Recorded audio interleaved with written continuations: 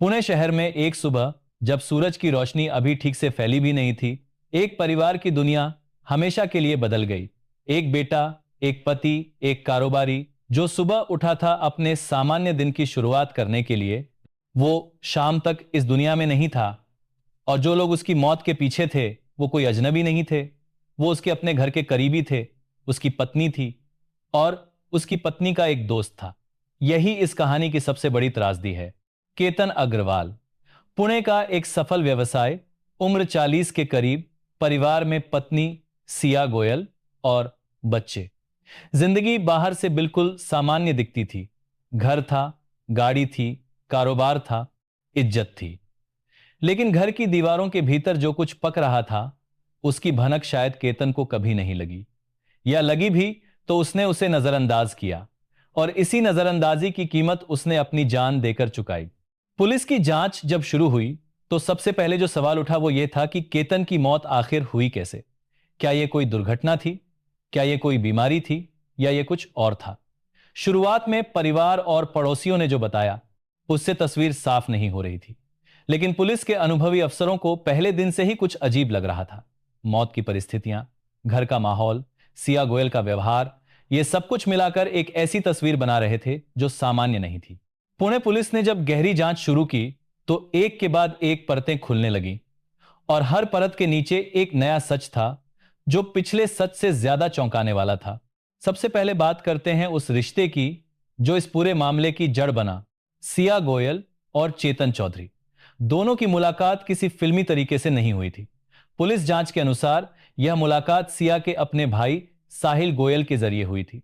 साहिल और चेतन चौधरी एक दूसरे को जानते थे, और इसी परिचय के धागे से सिया और चेतन एक दूसरे के संपर्क में आए। अब आप सोचिए, एक महिला जो विवाहित है, जिसके घर में पति है, बच्चे हैं, एक पूरी जिम्मेदारी है, वो अपने भाई के दोस्त से मिलती है। शुरू में शायद बातें सामान्य थीं, शायद हंसी मजाक था, शायद कुछ फोन पर बातें हुई, लेकिन धीरे धीरे यह सामान्य संपर्क एक गहरे रिश्ते में बदलता चला गया। पुलिस के मुताबिक जनवरी 2026 से जून 2026 के बीच सिया गोयल और चेतन चौधरी के बीच 2004 कॉल हुई। आप इस संख्या को एक बार फिर सुनिए, 2004 कॉल, यानी 6 महीनों में, यानी औसतन हर दिन 10 से 11 फोन कॉल। जब किसी के जीवन में इतनी कॉल किसी एक इंसान को होती हैं, तो यह सिर्फ दोस्ती नहीं रह जाती, यह कुछ और है। यह एक ऐसी निर्भरता है, एक ऐसा जुड़ाव है जो सामान्य सीमाओं को कब का पार कर चुका होता है। और केतन अग्रवाल, उनके अपने घर में उनकी पत्नी के फोन पर यह सब हो रहा था। उन्हें कितना पता था, यह अभी तक पूरी तरह स्पष्ट नहीं है, लेकिन यह तय है कि जो कुछ हो रहा था वो उनकी जिंदगी के लिए खतरनाक साबित होने वाला था। अब बात करते हैं उस आखिरी दिन की। जांच के अनुसार घटना से एक दिन पहले सिया गोयल और चेतन चौधरी की मुलाकात हुई थी। यह मुलाकात कहां हुई, कितनी देर हुई, इसमें क्या बातें हुई, इन सब बातों की जांच पुलिस कर रही है। लेकिन एक बात जो सामने आई है वो ये है कि इस मुलाकात के अगले दिन केतन अग्रवाल की मौत हो गई। एक दिन पहले मुलाकात और अगले दिन मौत, यह कोई इत्तेफाक नहीं हो सकता। कम से कम पुलिस को तो यही लगता है। अब सवाल उठता है कि मौत कैसे हुई। इस बारे में जांच अभी चल रही है, और अदालत में जो सबूत पेश किए जाएंगे उनसे ही पूरी तस्वीर साफ होगी। लेकिन जो जानकारी सामने आई है उसके मुताबिक यह मौत किसी षड्यंत्र का हिस्सा थी। पुलिस की जांच में डिजिटल सबूत सबसे अहम कड़ी बने। आज का जमाना डिजिटल है, और आज के जमाने में अगर कोई सोचता है कि वो अपने फोन से सब कुछ मिटा देगा तो उसके निशान नहीं मिलेंगे, तो वो गलत सोचता है। पुलिस के फॉरेंसिक विशेषज्ञ उस डेटा को भी निकाल लेते हैं जो डिलीट कर दिया गया हो। जांच में यह सामने आया कि सिया गोयल के फोन से व्हाट्सएप चैट डिलीट की गई थी। यह चैट चेतन चौधरी से थी।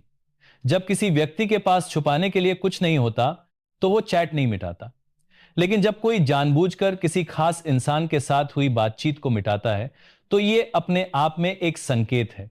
पुलिस ने फोरेंसिक तकनीक का इस्तेमाल करके उन डिलीट किए गए संदेशों को रिकवर करने की कोशिश की, और जो कुछ मिला वो जांच के लिए बेहद जरूरी साबित हुआ। डिजिटल सबूत आज के जमाने में किसी भी जांच की रीढ़ होते हैं। मान लीजिए आप किसी से फोन पर बात करते हैं, उस कॉल का रिकॉर्ड टेलीकॉम कंपनी के पास होता है। आप संदेश भेजते हैं, वो संदेश सर्वर पर होता है। आप कहां गए, आपका फोन किस टॉवर से जुड़ा था, यह सब डेटा भी मौजूद होता है। इन सब चीजों को मिलाकर पुलिस एक ऐसी तस्वीर बनाती है जो बहुत हद तक सच के करीब होती है। इस मामले में भी यही हुआ। कॉल डिटेल रिकॉर्ड यानी सीडीआर ने बताया कि कब कब और कितनी देर तक सिया और चेतन ने बात की। फोन की लोकेशन ने बताया कि दोनों कब और कहां मिले, और डिलीट की गई चैट ने बताया कि दोनों के बीच क्या षड्यंत्र रचा गया। यह सब सुनकर एक सवाल मन में आता है, क्या इन दोनों को यह नहीं पता था कि डिजिटल निशान मिटाए नहीं जा सकते? शायद पता था, शायद नहीं था, या शायद उन्हें लगा कि वो इतने होशियारी से काम कर रहे हैं कि पुलिस कुछ पकड़ नहीं पाएगी। लेकिन पुणे पुलिस ने उन्हें गलत साबित कर दिया। अब बात करते हैं उस इंसान की जो इस सारी कहानी में सबसे बड़ा पीड़ित है, केतन अग्रवाल के पिता। एक बाप जिसने अपना बेटा खोया, और वो बेटा किसी बीमारी से नहीं मरा, किसी दुर्घटना में नहीं गया, उसे एक साजिश के तहत मारा गया, और वो साजिश उसके अपने घर से रची गई। केतन के पिता ने पुलिस और अदालत से मांग की है कि आरोपियों को कड़ी से कड़ी सजा मिले। एक बाप की यह मांग सिर्फ बदले की भावना नहीं है, यह इंसाफ की मांग है। यह उस बेटे के लिए न्याय की मांग है जो अब इस दुनिया में नहीं है। सोचिए उस बाप की हालत क्या होती है जब उसे पता चलता है कि उसके बेटे को उसकी अपनी पत्नी ने मरवाया। जिस घर में उसका बेटा रहता था, जिस बिस्तर पर सोता था, जिस मेज पर खाना खाता था, उसी घर में उसके खिलाफ साजिश रची जाती रही, और वो बेखबर था। यह सिर्फ एक हत्या का मामला नहीं है, यह एक ऐसे भरोसे के टूटने की कहानी है जो सबसे पवित्र माना जाता है। पति पत्नी का रिश्ता, वो रिश्ता जिसकी नींव विश्वास पर होती है, उसी विश्वास को तोड़कर एक इंसान को उसकी जिंदगी से महरूम कर दिया गया। अब बात करते हैं उस रोल की जो साहिल गोयल ने इस मामले में निभाई। साहिल गोयल, सिया का भाई, वही इंसान जिसके जरिए सिया और चेतन की मुलाकात हुई। पुलिस जांच में यह सवाल भी उठा कि क्या साहिल को इस रिश्ते के बारे में पता था? क्या उसे यह पता था कि उसके दोस्त और उसकी बहन के बीच क्या हो रहा है? और अगर पता था तो क्या उसने इसे रोकने की कोशिश की? यह सवाल इसलिए अहम है क्योंकि परिवार का एक सदस्य होने के नाते साहिल की एक जिम्मेदारी थी। अगर उसे पता था कि उसकी बहन एक गलत राह पर जा रही है तो उसे रोकना उसका फर्ज था। लेकिन यह भी हो सकता है कि साहिल को कुछ पता नहीं था, कि उसने अनजाने में सिर्फ दो लोगों का परिचय करवाया, और आगे क्या हुआ यह उसे भी नहीं पता था। जांच इस पहलू पर भी काम कर रही है। महाराष्ट्र सरकार ने इस मामले को लेकर एक बड़ा फैसला किया है। उन्होंने इसे फास्ट ट्रैक कोर्ट में ले जाने का निर्णय लिया है। फास्ट ट्रैक कोर्ट क्या होती है? यह एक विशेष अदालत होती है जो गंभीर आपराधिक मामलों की सुनवाई तेजी से करती है। सामान्य अदालतों में मामले सालों तक चलते रहते हैं, लेकिन फास्ट ट्रैक कोर्ट में सुनवाई जल्दी होती है, सबूत तेजी से पेश किए जाते हैं, और फैसला भी जल्दी आता है। यह फैसला इसलिए महत्वपूर्ण है क्योंकि इससे केतन के परिवार को यह उम्मीद मिलती है कि उन्हें इंसाफ जल्दी मिलेगा। वो दिन दूर नहीं होगा जब अदालत अपना फैसला सुनाएगी। लेकिन अभी जांच पूरी होनी है, अभी सबूत अदालत में पेश होने हैं, अभी दोनों पक्षों को अपनी बात कहने का मौका मिलना है, और तब जाकर अदालत अपना फैसला देगी। यह याद रखना जरूरी है कि भारतीय कानून में हर आरोपी तब तक निर्दोष माना जाता है जब तक उस पर लगाए गए आरोप अदालत में साबित न हो जाएं। पुलिस ने जो आरोप लगाए हैं उनकी अंतिम पुष्टि तो अदालत के फैसले से ही होगी, लेकिन जो सबूत अब तक सामने आए हैं वो बेहद मजबूत हैं। अब एक पल के लिए रुकिए और सोचिए, 2004 फोन कॉल, 6 महीनों में यह संख्या क्या बताती है? यह बताती है कि दो लोगों के बीच एक ऐसा रिश्ता था जो बहुत गहरा हो चुका था, इतना गहरा कि रोज 10 से 11 बार बात किए बिना उनका दिन नहीं गुजरता था। और इसी रिश्ते की आड़ में एक साजिश रची गई, एक इंसान की जिंदगी खत्म करने की साजिश। पुलिस जांच में यह भी सामने आया कि सिया और चेतन ने अपने फोन से कुछ और डेटा भी डिलीट किया था। पुलिस उस डेटा को रिकवर करने में जुटी है। जब वो डेटा सामने आएगा तो शायद इस मामले की और भी गहरी परतें खुलेंगी। अब बात करते हैं इस पूरे मामले के उस पहलू की जो सबसे ज्यादा चिंताजनक है, भरोसा। केतन अग्रवाल ने अपनी पत्नी पर भरोसा किया था। यह स्वाभाविक है, पति पत्नी का रिश्ता ही भरोसे पर टिका होता है। लेकिन उसी भरोसे का फायदा उठाकर उसे मारा गया। और फिर साहिल, सिया का भाई, उसके जरिए उसकी बहन का चेतन से परिचय हुआ। यानी परिवार का एक सदस्य अनजाने में या जानबूझकर इस पूरी कहानी का हिस्सा बना। यह सोचना बहुत तकलीफदेह है कि हमारे सबसे करीबी लोग ही कभी कभी हमारे लिए सबसे बड़ा खतरा बन सकते हैं। लेकिन यह सच है, और यही सच इस मामले को इतना दर्दनाक बनाता है। पुणे पुलिस की जांच में यह भी सामने आया कि दोनों आरोपियों ने अपना अपराध छुपाने की पूरी कोशिश की थी। डिलीट की गई चैट, मिटाए गए सबूत, बदली गई गवाहियां। लेकिन पुलिस ने एक एक सुराग को खंगाला और धीरे धीरे सच सामने ले आई। यहां यह समझना जरूरी है कि आधुनिक फॉरेंसिक साइंस कितनी ताकतवर है। जब कोई व्यक्ति अपने फोन से कोई संदेश डिलीट करता है तो वो संदेश फोन की मेमोरी से हट जाता है, लेकिन वो पूरी तरह खत्म नहीं होता। फोन की मेमोरी में उस जगह पर एक निशान रह जाता है जहां वो डेटा था, और जब तक उस जगह नया डेटा नहीं आता, पुराना डेटा वहां मौजूद रहता है। फॉरेंसिक विशेषज्ञ इसी तकनीक का इस्तेमाल करके डिलीट हुए डेटा को रिकवर करते हैं। यह काम मुश्किल है, समय लेने वाला है, लेकिन नामुमकिन नहीं है। इसीलिए अगर कोई यह सोचता है कि फोन से सब कुछ मिटा दिया तो सबूत नहीं मिलेंगे, तो वो गलत सोचता है। आज का विज्ञान उससे भी आगे है। इस मामले में फॉरेंसिक टीम ने जो काम किया वो तारीफ के काबिल है। उन्होंने उन डिजिटल निशानों को खोजा जो आरोपियों ने मिटाने की कोशिश की थी, और उन निशानों ने ही इस मामले को सुलझाने में सबसे बड़ी भूमिका निभाई। अब बात करते हैं इस मामले के कानूनी पहलू की। भारतीय दंड संहिता के तहत हत्या के मामले में अगर आरोप साबित हो जाएं तो सजा बहुत कड़ी होती है। हत्या की साजिश रचने पर, हत्या में मदद करने पर और खुद हत्या करने पर अलग अलग धाराओं के तहत मामला दर्ज होता है। महाराष्ट्र सरकार ने इस मामले को फास्ट ट्रैक कोर्ट में भेजकर यह साफ कर दिया है कि वो इसे गंभीरता से ले रही है। फास्ट ट्रैक कोर्ट में मामला जल्दी निपटेगा, सुनवाई नियमित होगी और उम्मीद है कि जल्द से जल्द फैसला आएगा। केतन के पिता की मांग है कि आरोपियों को कड़ी सजा मिले, और अगर आरोप साबित होते हैं तो कानून अपना काम करेगा। लेकिन यहां एक और सवाल उठता है, क्या सिर्फ सजा काफी है? क्या सजा मिलने से केतन के परिवार का दर्द कम होगा? क्या सजा मिलने से एक बाप को उसका बेटा वापस मिलेगा? क्या सजा मिलने से एक परिवार जो बिखर गया वो फिर जुड़ेगा? जवाब नहीं है। सजा इंसाफ का एक हिस्सा है, लेकिन जो खो गया वो वापस नहीं आता। ये सोचकर मन भारी हो जाता है। अब हम इस मामले के सबसे बड़े सवाल पर आते हैं। क्या परिवार के भरोसे से जुड़ा रिश्ता इस मामले की सबसे अहम कड़ी बना? यह सवाल बहुत गहरा है। साहिल गोयल ने अपनी बहन सिया का चेतन चौधरी से परिचय करवाया। यह एक सामान्य बात लग सकती है। भाई बहन एक दूसरे के दोस्तों से मिलते हैं, यह स्वाभाविक है। लेकिन जब वो परिचय एक खतरनाक रिश्ते में बदल गया तो परिवार की इस कड़ी ने पूरे मामले को एक अलग रंग दे दिया। क्या साहिल को पता था कि उसकी बहन का चेतन के साथ क्या रिश्ता है? अगर पता था और उसने कुछ नहीं किया तो यह एक बड़ा सवाल है। अगर नहीं पता था तो उसने अनजाने में एक ऐसे रिश्ते की नींव रखी जो उसके जीजा की मौत का कारण बना। दोनों ही स्थितियां बेहद दर्दनाक हैं।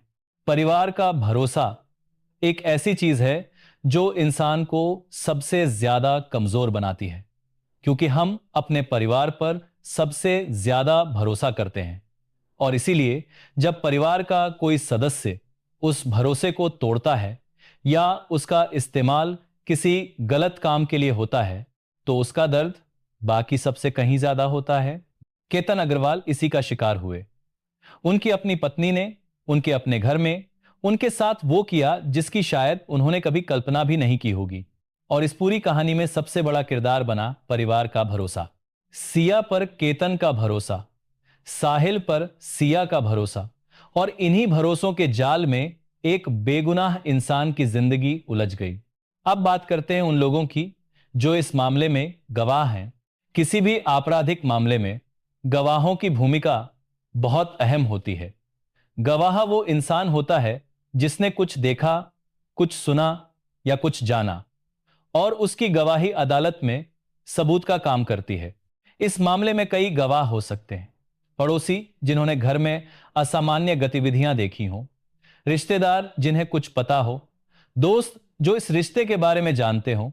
पुलिस इन सब से पूछताछ कर रही है, और अदालत में जब ये गवाह अपनी बात रखेंगे तो तस्वीर और साफ होगी।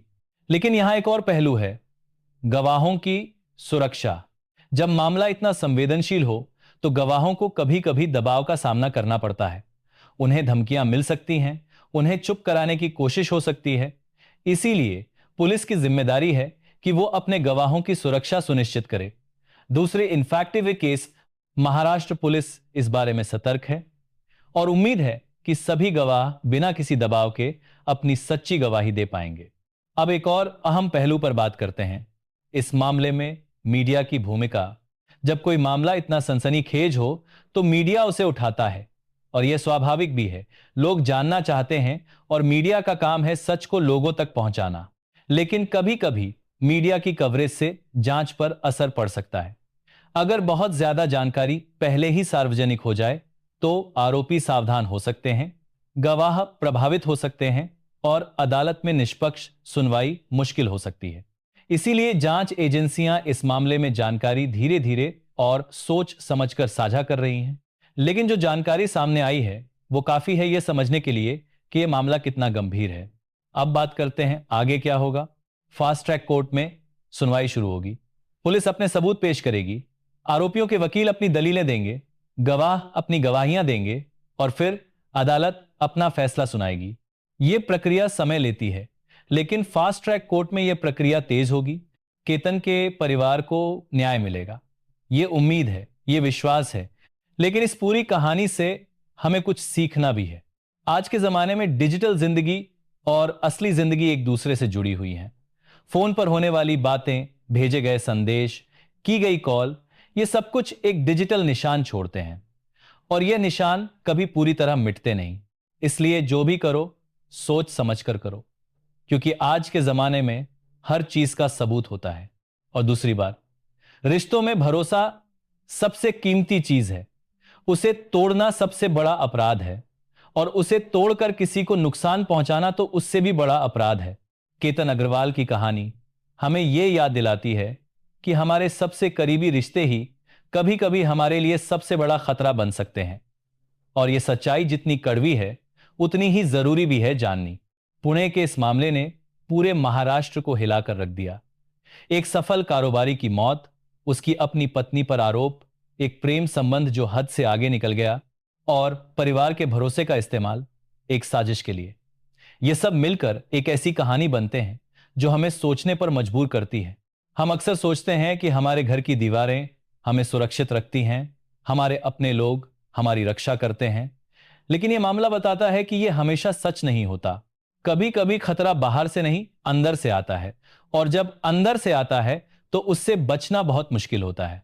केतन अग्रवाल बच नहीं पाए, लेकिन उनकी कहानी हमें यह सिखाती है कि हम अपने रिश्तों में जागरूक रहें, अपने आसपास होने वाली चीजों पर ध्यान दें, और अगर कुछ गलत लगे तो उसे नजरअंदाज ना करें, क्योंकि जो नजरअंदाज किया जाता है वो कभी कभी बहुत बड़ा नुकसान कर जाता है।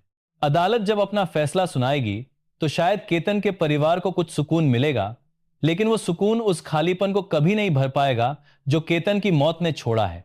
एक बाप अपने बेटे को याद करता रहेगा, एक घर जो कभी गुलजार था अब सूना है, और एक सवाल जो हमेशा मन में रहेगा कि अगर समय पर किसी ने कुछ किया होता तो क्या यह सब रोका जा सकता था। यह सवाल बेहद दर्दनाक है, लेकिन जरूरी है, क्योंकि इसी सवाल में छुपा है वो सबक जो हम सबको सीखना चाहिए। रिश्तों में भरोसा करो, लेकिन आंखें भी खुली रखो।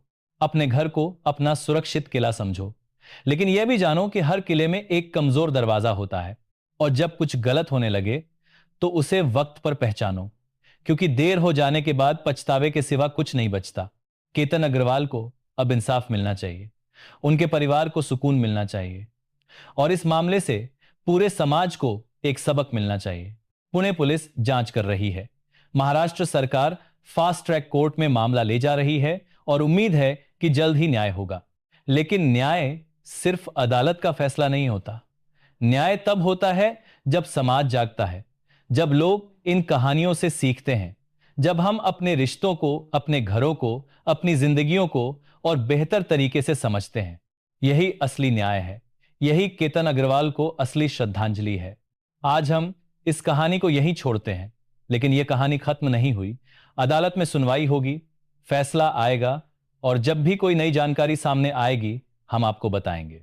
तब तक के लिए इस मामले के बारे में आपके जो विचार हैं उन्हें नीचे कमेंट में जरूर लिखिए। क्या आपको लगता है कि परिवार का भरोसा इस मामले की सबसे बड़ी कड़ी था? क्या डिजिटल सबूत इस मामले को सुलझाने में सबसे अहम भूमिका निभाएंगे? अपनी राय दीजिए, और अगर आपको यह वीडियो जरूरी लगी तो इसे शेयर कीजिए, क्योंकि जब समाज जागरूक होता है तभी ऐसे अपराध कम होते हैं। धन्यवाद।